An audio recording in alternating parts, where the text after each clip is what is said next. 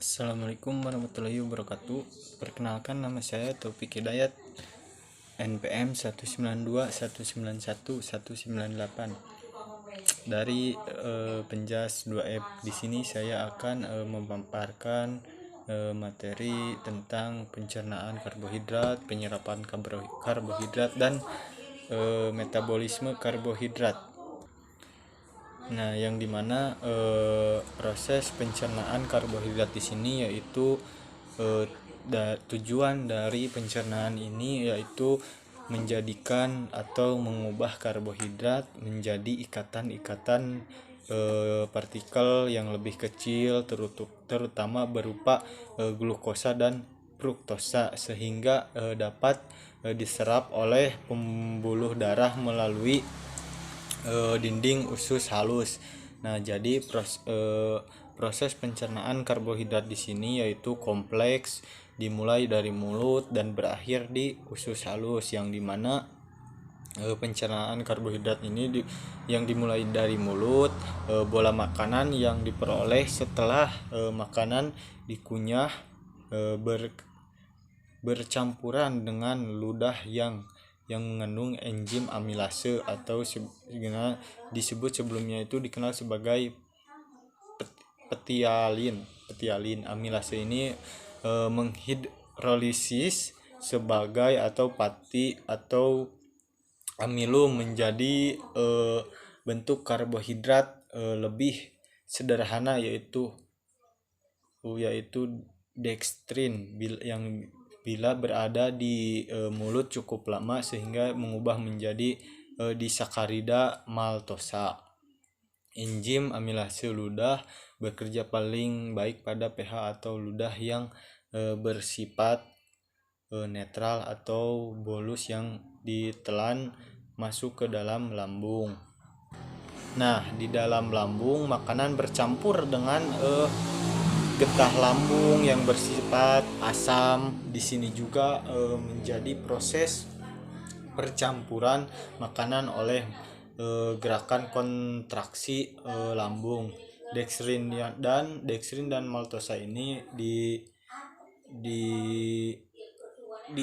diuraikan dengan menjadi disakarida dengan bantuan amilase pankreas dengan pH 7 sampai 8, dan selanjutnya akan diteruskan di usus halus. Ya, yang kedua itu penyerapan karbohidrat. Nah, di mana mekanisme penyerapan karbohidrat ini di mana dalam usus halus karbohidrat diserap usus halus dalam bentuk mekanisme pompa yang mengandung dan membutuhkan energi ATP, yang dimana dan perlu bantuan karir ion Na atau transporting agent. Faktor-faktor yang mempengaruhi penyerapan karbohidrat yang pertama itu hormon ilusin yang meningkatkan transport glukosa ke dalam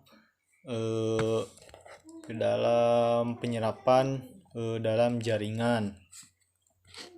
Nah, yang kedua itu tiamin atau vitamin B1 yang dimana produksi hormon metabolisme penyerapan dan metabolisme karbohidrat. Nah, mekanisme penyerapan ini karbohidrat dalam bentuk monosakarida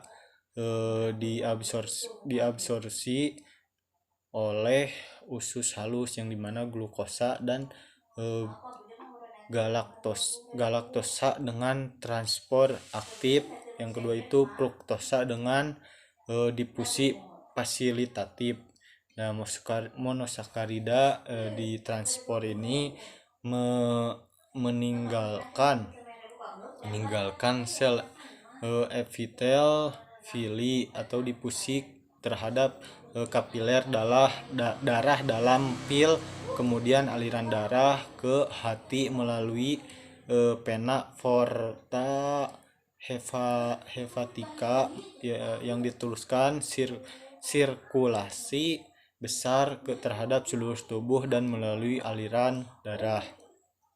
Nah, Yang selanjutnya itu ada metabolisme karbohidrat, yang dimana metabolisme karbohidrat ini adalah proses eh, per, perce- pencernaan yang memecah karbohidrat untuk mendapatkan energi. Nah, manusia itu memperoleh karbohidrat dari makanan yang dimakan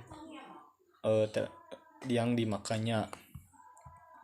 Nah, makanan yang mengandung karbohidrat saat dikunyah akan dipecah oleh enzim platialin atau amilase dalam air liur menjadi glukosa. Nah, di dalam metabolisme ini glukosa kemudian masuk ke dalam usus halus dan dihidrolis oleh enzim maltase, laktase dan sukrase dan dilanjutkan ke dalam usus besar, sehingga semua zat makanan yang dibutuhkan tubuh akan diserap, dan sedangkan yang tidak dibutuhkan akan dibuang melalui saluran apa ya usus buntu ataupun yang dibuang itu terhadap BAB. Mungkin sekian pemaparan materi saya. Mohon maaf bila ada kesalahan dan dalam perkataan mohon untuk dimaafkan. Sekian dan terima kasih. Wassalamualaikum warahmatullahi wabarakatuh.